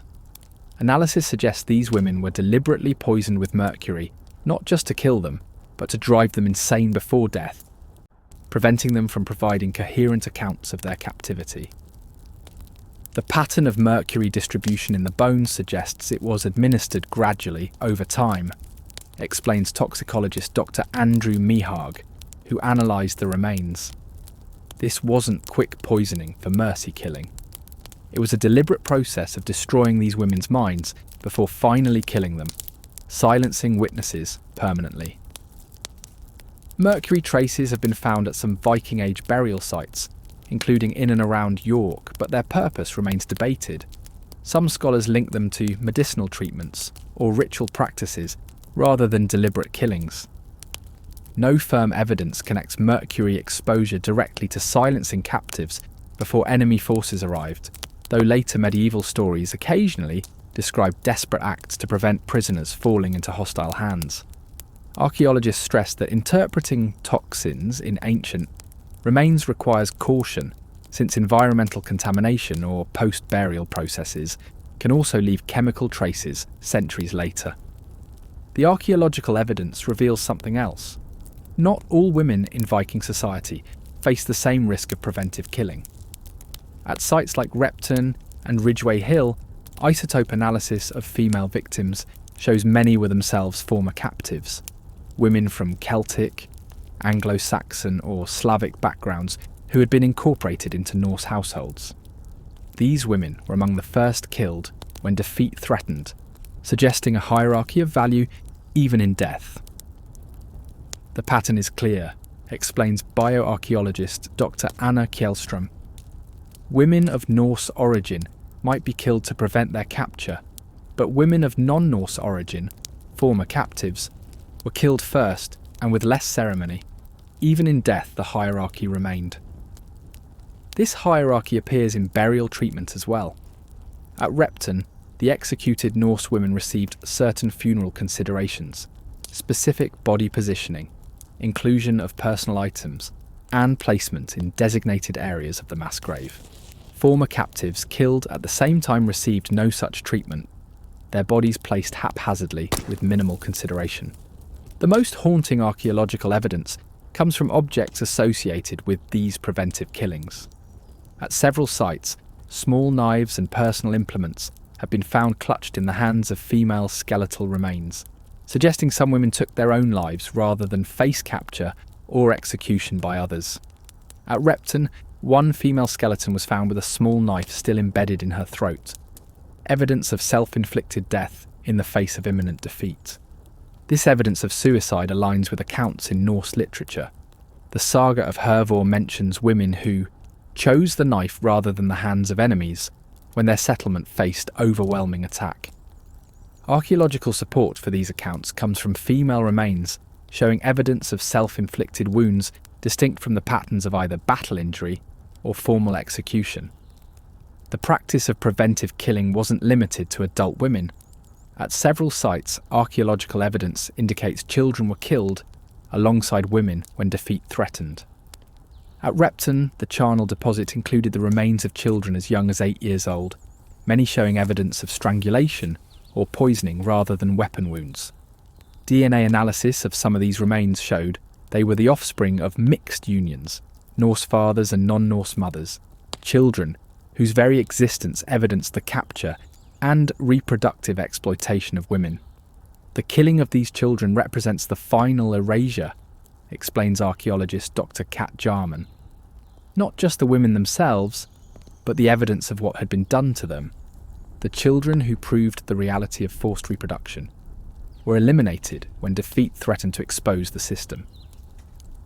This practice of preventive killing continued throughout the Viking Age, but evidence suggests it intensified during the later period when Christian kingdoms began to push back against Norse expansion. As Viking raiders and settlers increasingly faced military reverses in England, Ireland, and parts of Francia, the archaeological evidence for mass killings of women before defeat grows more prevalent. The most extensive evidence comes from the period of the reconquest of the Danelaw in England, when English forces under kings like Edward the Elder and Aethelstan recaptured territories previously under Viking control. At multiple sites dating to this period, archaeologists have found evidence of systematic killing of women and children in Viking settlements shortly before English forces arrived. Not chaotic violence during capture, but organised killing by the settlement's own defenders. This pattern suggests something profound about Viking attitudes toward women. They were property so completely that death was considered preferable to their potential liberation or return to their original communities. This wasn't protection, it was the ultimate expression of possession. What we're seeing in the archaeological record, explains historian Dr. Eleanor Parker, is the final, terrible logic of a system that treated women as property. If that property couldn't be retained, it would be destroyed rather than relinquished. The practice reveals the fundamental hypocrisy at the heart of Viking expansion. The same warriors who had built their societies on the systematic capture and exploitation of other people's women considered the potential capture of their own women so unacceptable that death was the only alternative. This wasn't cultural difference or moral complexity. It was raw possessiveness extended to its most extreme conclusion. The evidence from Repton, Ridgeway Hill and other sites where Vikings faced defeat reveals the final, darkest truth about their treatment of women. Even in death, women remained possessions to be controlled, not people with rights to their own lives.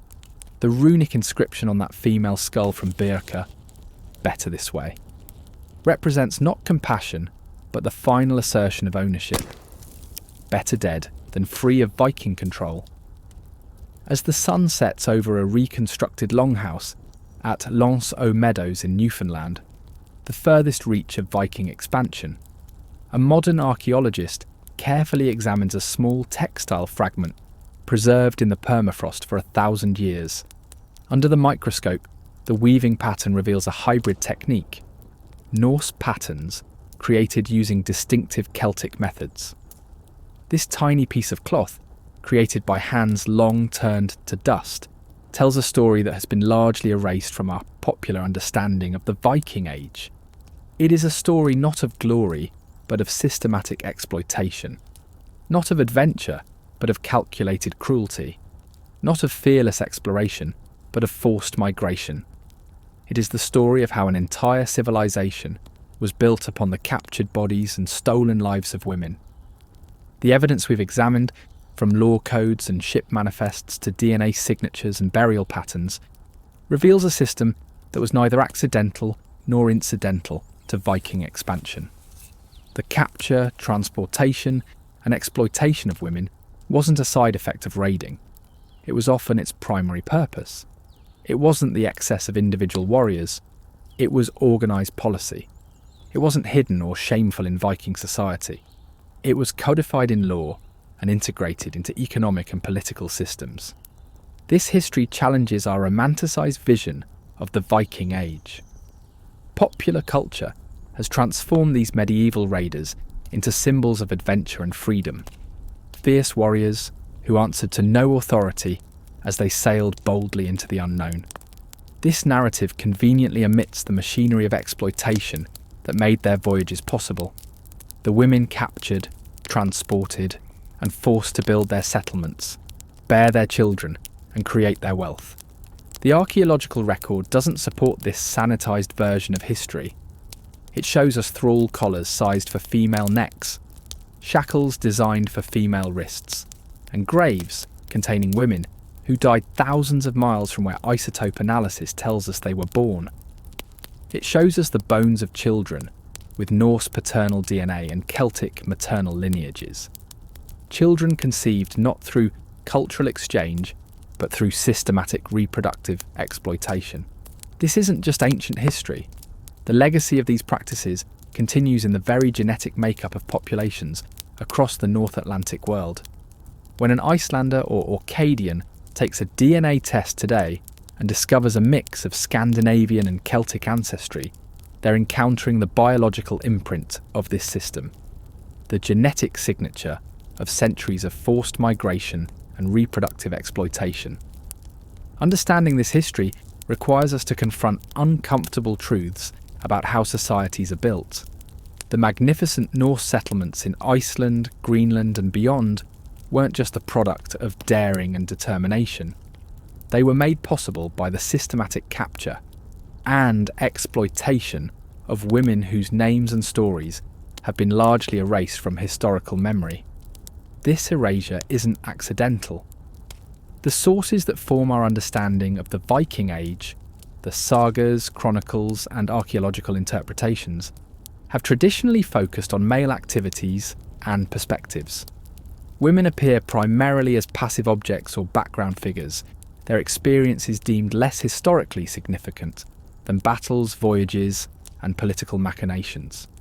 Yet the evidence we've examined reveals women were central to the entire Viking phenomenon, not as equal participants, but as the essential resource that made expansion possible.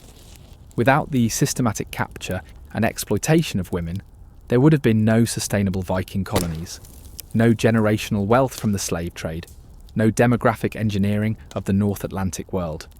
The final chilling twist, the evidence that Vikings sometimes killed their own women rather than risk their capture by enemies. reveals the fundamental hypocrisy at the heart of this system. The same warriors who built their societies on the capture and exploitation of other people's women considered the potential capture of their own women so unacceptable that death was preferable.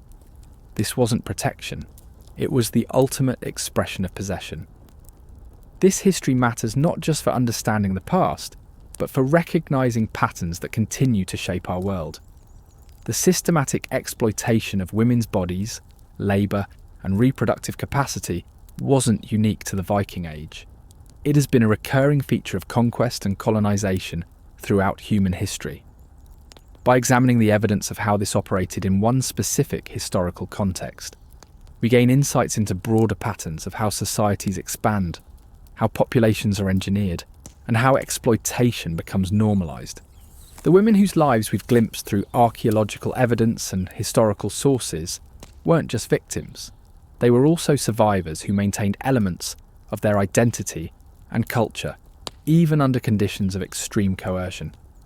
The Celtic weaving techniques that appear in textiles found in Iceland, the hidden Christian amulets discovered in Norse households, and the distinctive maternal DNA lineages that persist in North Atlantic populations all testify to women who, despite everything, refused to be fully erased. Their resistance, sometimes dramatic, sometimes subtle, left traces in the archaeological record and in the cultures that emerged from the Viking Age.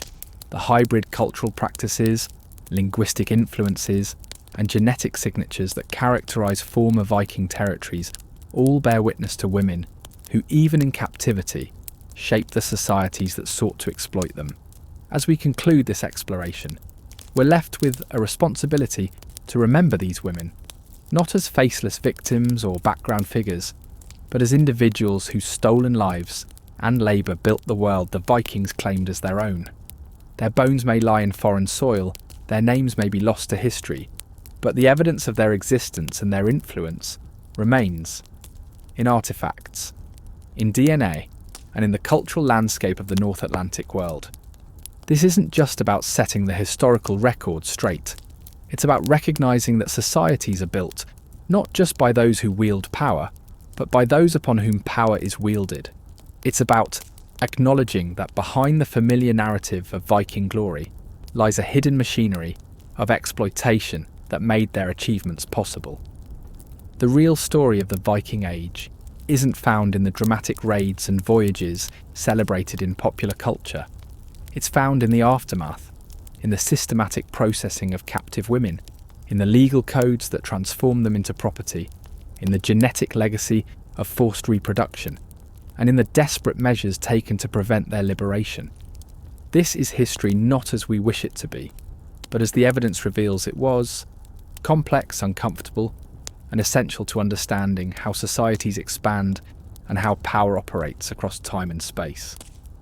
If you found this exploration valuable, if it's challenged your understanding of the Viking Age and revealed aspects of history that deserve greater attention, I invite you to join me for more journeys into the forgotten corners of medieval history. Subscribe for more content that examines the hidden machinery behind familiar historical narratives, that centres the experiences of those whose stories have been marginalised, and that uses archaeological evidence to reveal truths that written sources often omit. The past is never as simple as we're taught to believe.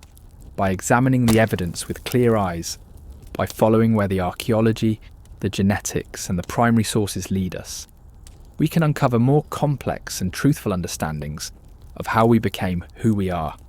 Subscribe for more forgotten Viking and medieval history, stories that challenge what we think we know and reveal the hidden foundations of the world we've inherited.